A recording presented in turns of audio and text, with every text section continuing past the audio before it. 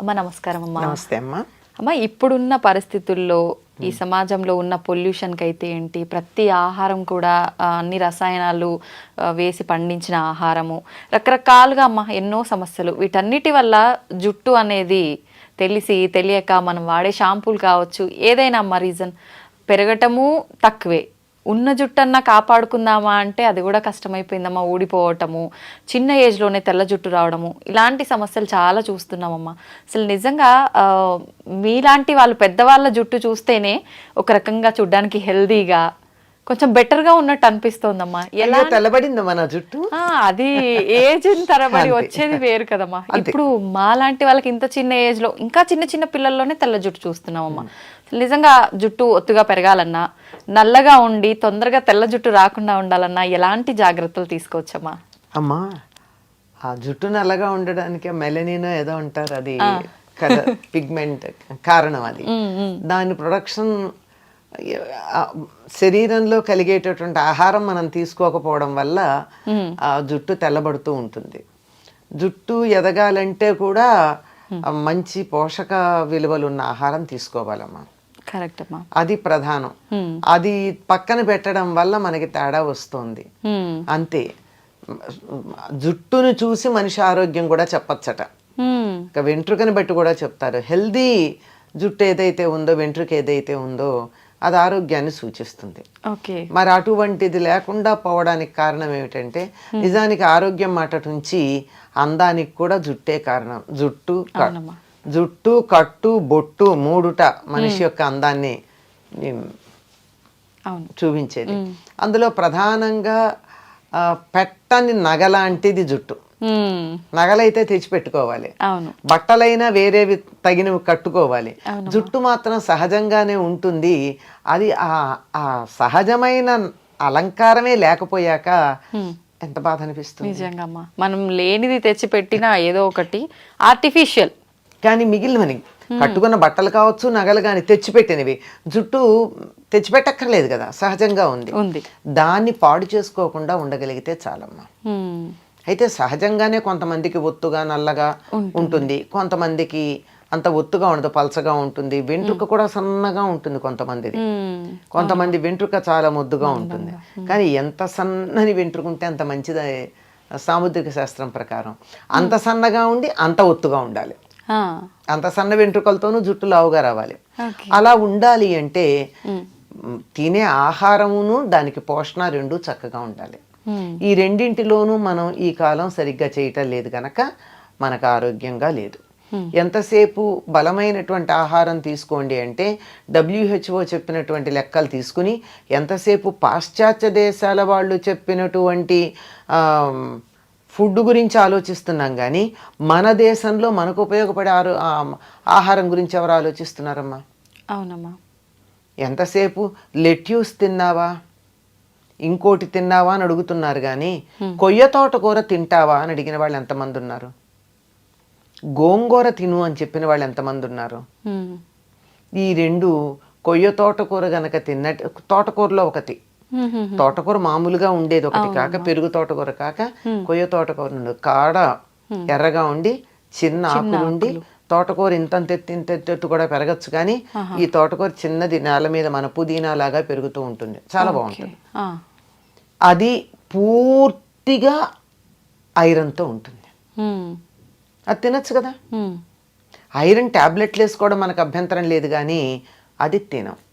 పూర్వకాలం మనకి తాజాగా ఇటువంటి ఆకుకూరలు తినేవాళ్ళు. సరి పైగా ఏం తినేవాళ్ళు? అన్నం, పప్పు, నెయ్యి, ఏదో ఒక కూర. ఆకుకూరలు తరచుగా, ఆకుకూర కాకపోయినా మామూలు కూర, ఏదో ఒక కూర, ఇంత మజ్జిగో పెరుగు. దీంట్లో కావాల్సిన పోషకాలు ఉన్నాయి కదా. అన్నంలోనేమో కార్బోహైడ్రేట్ ఉంది, పప్పులోనేమో ప్రోటీన్ ఉంది, కూరల్లోనేమో లవణాలన్నీ ఉన్నాయి, మనకు కావాల్సిన లవణాలన్నీ. తర్వాత కొన్ని వీటిల్లోనే ఆకుకూరల్లో విటమిన్ ఏ, విటమిన్ సి ఇలాంటివన్నీ ఉన్నాయి. నీకు లేనిదేమిటి? పోషకాలతో నిండినటువంటి ఆహారమే కదా. అందులోనూ ఆకుకూరల్లో గనక అయినట్టయితే కాల్షియము, తర్వాత ఐరను, ఇంకా కొన్నిట్లో మెగ్నీషియము, ఇవన్నీ కూడా ఉన్నాయి. ఇవి శరీరానికి కావలసినంత కనుక ఉంటేనే కదా మనకి జుట్టు పెరిగేది. మంచి స్టైలిష్గా క్యారెట్, బీట్రూట్, క్యాబేజ్, కాలీఫ్లవర్, టమాటా, ఇంతకు మించి కూరలు ఎక్కడ కనపడుతున్నాయి మనకి? ఎక్కడికన్నా వెళ్ళండి, అవునమ్మా, ఇవే కనపడుతున్నాయి కదా. అవును. మరి ఇవి తింటే ఇందులో నీకు ఖనిజ లవణాలు ఎక్కడున్నాయి? అవి అవి చెడ్డ వంటల్లా. వీటికి పరిమితం అయిపోతే, వీటి దగ్గర మనం ఆగిపోతే మిగిలినటువంటి ఐరన్, కాల్షియం లాంటివి ఎక్కడి నుంచి వస్తాయి? అవును. విటమిన్ ఏ రావచ్చు, సి కూడా రావచ్చు, మిగిలినవి రావు కదా. ఇలాంటి ఆరోగ్యకరమైనటువంటి ఆహారం తీసుకోవాలి. ఈ రోజుల్లో ఆరోగ్యకరమైన ఆహారం అనగానే ఖరీదైన ఆహారం గురించి ఆలోచిస్తున్నాం, బరువైన ఆహారం గురించి ఆలోచిస్తున్నాం. అంత బరువైంది తిన్న కొద్దీ జీర్ణకోశం మీద పని ఎక్కువ పడి శక్తి అంతా అరిగించుకోవడానికి అయిపోయి నీరసపడుతున్నాం. అందువల్ల తేలికగా అరిగేది, పోషక విలువలు కలిగిన ఆహారం మొట్టమొదటిదమ్మా. దీని నుంచి దూరం అయ్యాం మనం. అవునమ్మా. అసలు ఆరోగ్యంగా ఉంటే జుట్టు ఊడదు. ఆరోగ్యం చెడిపోవడానికి సమయానికి ఆహారం తీసుకోకపోవడం, సమయం కూడా ఇంపార్టెంట్. సమయంతో పాటుగా తీసుకునే ఆహారం జంక్ ఫుడ్ ఎక్కువ తీసుకోవడం, ఇది డైజెస్టివ్ సిస్టమ్ మీద ప్రభావం చూపించి అన్ని రకాల ప్రభావం చూపిస్తుంది. ఇవన్నీ లోపలికి తీసుకునేవైతే విటమిన్ ఈ ఉన్న పదార్థాలు కూడా తీసుకోవాలి. అందుకే ఆల్మండ్స్ తినమంటున్నారు. కొంచెం డబ్బు ఎక్కువ కదా, ఖరీదు ఎక్కువ కదా, అది మంచిది అనుకుంటాం మనం. అవునమ్మా. ఖరీదైతే మంచిది అనే అభిప్రాయం ఉంటుంది కదా, అలా సాగుతుంది. సరే, తీసుకుంటే తప్పేంది, తీసుకోండి, తీసుకోవచ్చు. కానీ అందులో ఎంత ఆయిల్ తీసేసిన పిచ్చి ఆల్మండ్స్ వస్తున్నాయి కూడా చూసుకుని తీసుకోండి. ఆల్మండ్ ఆయిల్ తీసేసిన కూడా వస్తాయి, అట్లా కాకుండా. సరే, ఇదైతే ఇక బయట చేయవలసిన పోషణ ఏదైతే ఉందో దాంట్లో ప్రధానమైనది మనం మానేసాం. అందువల్ల జుట్టు తెల్లబడుతోంది. ఏంటమ్మా అది? ప్రధానమైన పోషణ ఏమిటంటే తలకి నూనె రాచుకోవడం. ఎంతమంది చేస్తున్నారు? చాలా తక్కువగా. ఎప్పుడు నెలకు ఒకసారి, నెలలో 2 సార్లు. అది భయంకరమైనటువంటి దోషంలాగా కనపడుతుంది మనకి. అనేక రకాలుగా మనకి నూనె రాస్తే చికాకు అనేవాళ్ళు కొంతమంది, నూనె రాస్తే స్టైల్గా ఉండదు, జుట్టు ఇలా ఇలా ఇలా ఎగురుతూ ఉండాలి. మన మనసులో ఉండే విచ్చలవిడితనానికి సంకేతం మన జుట్టు ఎగరేయడం. అంటే దేనికి అదుపులో ఉండం మేము, మమ్మల్ని అలా కట్టి పెట్టగలిగిన వాళ్ళు ఎవరూ లేరు, మా ఇష్టం అని చెప్పడానికి సంకేతం. మనకి సినిమాల్లో వాటిలో చూపిస్తారు చూడండి, ఇవాళ నుంచి ఎవరి మాట వినను అనగానే జుట్టు ముడి విప్పిలా ఎగరసిస్తుంది. అంటే అక్కడ కనపడుతుంది స్వాతంత్ర్యం. ఇలా ఎగరేస్తే నూనె రాచిన జుట్టాలు ఎలా ఉంటుంది? ఉండదు. కనుక అది కాదు. పైగా సినిమాల్లో చూపించి, నవలల్లో రాసి, వీటన్నిటిని చిత్రాల్లో వేసి, పైగా కొన్ని రకాల బొమ్మలు చూసి, రవివర్మ బొమ్మలు అవి, జుట్టు విరబోసుకోవడం ఫ్యాషన్ అనుకున్నాం. ఈ నూనె రాయకపోవడం, విరబోసుకోవడం, ఈ రెండు పొడవాటి జుట్టు రాకపోవడానికి, జుట్టు తెల్లబడడానికి కారణం. ఈ మధ్య డాక్టర్లు కూడా కొంతమంది చెప్తున్నారు కదమ్మా, డైలీ నూనె పెట్టి అలా వదిలేయకూడదు, ఎక్కువగా అంటే పెట్టి హెడ్ బాత్కి ఒక 1/2 అవర్ బిఫోర్ పెట్టి వెంటనే తలస్నానం అంటే మనం వద్దంటే మనం రాచుకోమంటున్నాం గనక చెప్తున్నారు, మనకు కంఫర్ట్ ఇస్తున్నారు అంతే. లేకపోతే ఆ డాక్టర్ దగ్గరికి నేను వెళ్ళను కదా. ఒక ఆర్టికల్ రాశారమ్మా గొల్లపూడి మారుతీరావు గారు, ఆయనకి చుండ్రు వచ్చింది ఒకసారి. నేను మరి స్క్రీన్ మీద కనపడతాను, చుండ్రు వస్తే నాకు ఎట్లా అని ఒక స్కిన్ డాక్టర్ దగ్గరికి వెళ్ళారట. వెడితే ఈయన సెలబ్రిటీ కదా, అందువల్ల మీరు నాకు ఫీజు కట్టి వచ్చారు కనుక నేను ఏదన్నా మందు రాయాలి కానండి, దీనికి మందక్కర్లేదండి అన్నట్ట. అదేమిటండి అంటే, ఇంటికి వెళ్ళి మీరు తలకి నువ్వుల నూనె రాచుకుని కాసేపు ఎండలో కూర్చుని ఆ తర్వాత మీరు ఆ నువ్వుల నూనె వదిలించేసుకోండి. ఇలా మీరు చేసినట్టయితే 4-5 సార్లు చేశాక మీకు రమ్మన్నా, ఎన్నిసార్లు చెప్పాడు ఆయన, చుండ్రు రాదు అని చెప్పాడు. ఆయన రాశారు, ఆయన గొల్లపూడి మారుతీరావు గారు, ఆయన ఒక ఇది కాలం రాస్తూ ఉంటారే, దాంట్లో రాసినటువంటి మాట. ఆయన ప్రపంచ ప్రఖ్యాతిగాంచినటువంటి డెర్మటాలజిస్ట్, ఇది రాసినటువంటి ప్రిస్క్రిప్షన్ రాసిన ఆయన. ఇంటికి వచ్చి ఆ మాట చెప్తే వాళ్ళ నాయనమ్మ తిట్టిందిట, నేను చిన్నప్పటి నుంచి చెప్తూనే ఉన్నాను, బుద్ధి లేదుట్రా అని. అంతే కదా. అంతే. అంచేత వారానికి ఒక్కసారన్నా నువ్వుల నూనె బాగా తలకి పట్టించి కొంచెం సేపు నాని అప్పుడు తలంటి పోసుకోండి. ఆహా. ఓకే. అది ఆ నూనె రాచి పోసుకోమన్నది నువ్వుల నూనె అట్లా చేయడానికి. ఎందుకు నిత్యం నువ్వుల నూనె రాచుకున్నట్టయితే మనకి ఆ, బాగుండదు, జిడ్డుగా అనిపిస్తుంది. ఓకే. అదంతా అవసరం కూడా లేదు. ఉమ్. ఇక మామూలుగా ప్రతిరోజు హాయిగా ఉమ్. కొబ్బరి నూనె రాచుకోండి. కొబ్బరి నూనె ఏమీ అంత బరువుగా ఉండదు, తేలిగ్గా ఉంటుంది. రాచుకున్నంత మాత్రాన మనకి ఇబ్బంది కలిగించేది ఏం కాదు. ఓకే. కనుక నూనె రాచుకుంటే జరిగేది ఏమిటో చెప్తా. ఆ. నూనె రాచుకుని మనం ఎండలోకి వెళ్ళినట్టయితే ఆ నూనె వెంట్రుక మీద ఉన్నటువంటి నూనె సూర్యుడి నుంచి వచ్చేటటువంటి అల్ట్రావైలెట్ కిరణాలని రిఫ్లెక్ట్ చేస్తుంది, లోపలికి రానియదు. అందువల్ల జుట్టు తెల్లబడదు. ఓకే. దానిపైన ఉన్నటువంటి మెలనిన్ పొరని పాడు చేయదు, ఉమ్. నలుపు రంగుని. ఓకే. అందువల్ల తొందరగా నల్లబడదని పెద్దవాళ్ళు చెప్పిన మాట. ఇది మనకి నచ్చదు గనక ప్రత్యామ్నాయాలకు పెడుతూ ఉన్నాం. కనుక మీరు ఇలా ఫోన్ తీసి యూట్యూబ్ గనక ఏది కావాలని మీరు యూట్యూబ్ కోసం సెర్చ్ చేద్దామని నొక్కిన వెంటనే వచ్చేది నల్లని జుట్టు, 10 నిమిషాల్లో మీ జుట్టు నల్లబడేది అనేవే కొన్ని వందలు వస్తున్నాయి. అవునమ్మా కదా. తర్వాత ఇంకొకటి ఏమిటంటే, తలకి నూనె పెట్టుకోవడం వల్ల మెదడుకు చలవదనం ఉంటుంది. మెదడు మనం ఎక్కువ మనసుతో పనిచేసే వాళ్ళు తలకి నూనె పెట్టుకోవాలి. లేకపోయినట్టయితే మెదడు యాక్టివిటీ ఎక్కువయ్యి వేడి వచ్చి ఆ వేడి ఇక్కడి నుంచి బయటకు వచ్చే జుట్టు తెల్లబడిపోతూ ఉంటుంది. అందుకే పరీక్షలు అది అయినప్పుడు ఇంట్లో పెద్దవాళ్ళు ఏం చేసేవాళ్ళు, మా పూర్వం బాగా చదువుకుంటే పరీక్షలు అయిపోయాను ఆయన మెదడు బుర్ర వేడెక్కినట్టుందని చెప్పి ఆమోదం పెట్టేవాళ్ళు. ఇలా పెడుతుంటే అలా ఇదైపోతుంది, అందులో ఏముండకుండా ఆవిరైపోతుంది, ఇంకిపోతుంది. పరీక్షల్లో ఇప్పటికైనా సరే వారానికి ఒకసారి కానీ తలకి ఆముదం పెట్టుకోగలిగినట్టయితే జుట్టు ఎట్లా పెరుగుతుందో మీకే తెలుస్తుంది. అంటే నల్లబడుతుందని నేను చెప్పలేను, ఎందుకంటే నల్లబడ్డం అనేది మనం చాలా వాటికి రకరకాల పనులు చేస్తున్నాము. వయసు కూడా ఒక ప్రభావం ఉంటుంది.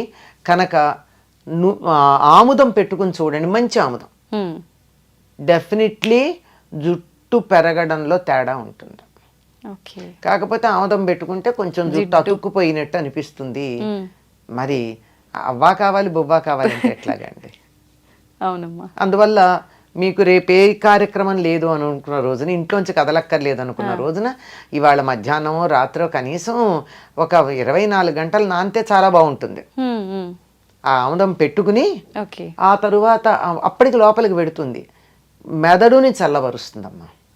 జుట్టు తెల్లబడడానికి ఊడడానికి ఉన్న కారణాల్లో ఒకటి ఏమిటంటే మానసికమైనటువంటి ఎక్సర్సైజ్ ఎక్కువ.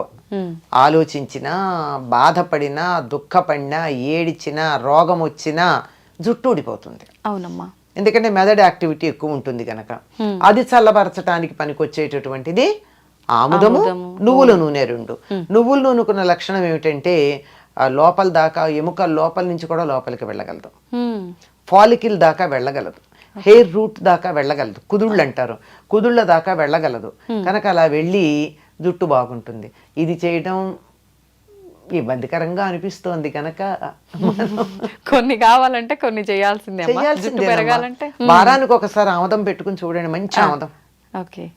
తలంతా కాకపోయినా కలిసి మాడు పట్టును పెట్టుకుని చూడండి, చల్లగా. ఇలా పెట్టుకుంటేనే ఇలా కళ్ళు చల్లగా అనిపిస్తాయి మనకి. అది మరి అంత చల్లదనం కలిగిస్తూ మనం ఇంత పని చేస్తూ, ఎంత ఎండల్లో తిరుగుతూ, ఇంత టెన్షన్స్ పడుతున్నప్పుడు జుట్టు ఊడకుండాను తెల్లబడకుండాను ఉండమంటే ఎట్లాగమ్మా? దానికి కొద్దిగా బలం ఇవ్వాలి కదా మనం. దాన్ని వాడుకుంటున్నప్పుడు దాన్ని రిప్లెనిష్ చేయాలి కదా. అలా చేస్తే ఇలా ఉంటుంది. చాలా మంది ఈ మధ్య కాలంలో జుట్టు పెరగడం కోసం అని చెప్పి రకరకాల ఆయిల్స్ తయారు చేస్తున్నారు కదమ్మా. నిజంగా అలా తయారు చేసి పెట్టుకున్న ఆయిల్స్ వల్ల ఫలితం ఉంటుందంటారా? మరి ఎలా తయారు చేస్తారో తెలియదు కదమ్మా. కానీ కొన్ని జుట్టుని పెంచగలిగిన లక్షణాలు ఉన్నవి కొన్ని ఉన్నాయి. ఉదాహరణకి పొన్నగంటాకు, గుంటకలగరాకు, తర్వాత గడ్డి చామంతి అంటారు, ఇక్కడ పలకాకు అంటారు. అది నలుపు రంగు ఇస్తుంది. చామంతి బంతి పూలలాగా చిన్న చిన్న ఉంటాయి అది. తర్వాత సరస్వతి ఆకు, తర్వాత ఉసిరిగా, ఇవన్నీ జుట్టు పెరగడానికి సహకరిస్తాయి. ఉమ్, అంటే విసిరిగా నలుపు రావడంతో పాటుగా చేసేది ఏమిటంటే విటమిన్ సి, ఎక్స్టర్నల్గా కూడా విటమిన్ సి ఇస్తున్నాం. ఇవన్నీ కూడా జుట్టుకి సహకరించేటటువంటివి. మరి వీటిని ఎంత వేస్తారో, ఏ పాళ్ళల్లో వేస్తారో చేసేవాళ్ళు మనకి తెలియదు కదా. మందార పూలు ఇవన్నీ కూడా జుట్టుకి సహకరిస్తాయి. అందువల్ల జుట్టు ఎదుగుదలకి, వాటికి ఎదుగుదల అన్నదానికన్నా ఆరోగ్యంగా ఉండడానికి సహకరిస్తాయి. ఎంతన్నా ఉండని పేల్గా కాకుండా చక్కగా ఉన్న జుట్టు కొంచెం ఉన్నా బాగానే ఉంటుంది. అవునమ్మా, అలా ఉండడానికి. మా చాలా మంది ఆయిల్ పెట్టుకునే ముందు కొంచెం గోరువెచ్చ చేసి పెట్టుకుంటూ ఉంటారమ్మా, అలా పెట్టుకోవచ్చు అంటారా? తప్పింది, గోరువెచ్చగానే ఉండాలి. తొందరగా కుదుళ్ళల్లోకి వెడుతుందని అర్జెంటుగా కడిగేసుకోవచ్చు. లేకపోతే కూడా ఏం చేస్తారు, మీకు ఈ పార్లర్లకు వెడితే నూనె పెట్టేసిన తర్వాత ఒక తడిపిన వేడి నీళ్ళల్లో తడిపినటువంటి టర్కిష్ టవల్ తలకి చుడతారు. ఈ ఆవిరికి లోపల ఎడుతుంది. అదే మనమంతా చేయలేకపోయినా హాయిగా గోరువెచ్చగా చేసైనా పెట్టుకోవచ్చు, లేదా ఒక టవల్ చుట్టేసుకోవచ్చు. ఎందుకంటే లోపలికి ఇంకడానికి తరచుగా రాసుకునే వాళ్ళకి సమస్య లేదమ్మా. లేదు అమ్మ. ఈ జాగ్రత్తలన్నీ తీసుకున్న తర్వాత మనం నార్మల్గా శీకాకాయ, కుంకుడుకాయలు ఇవి వాడాలంటారు.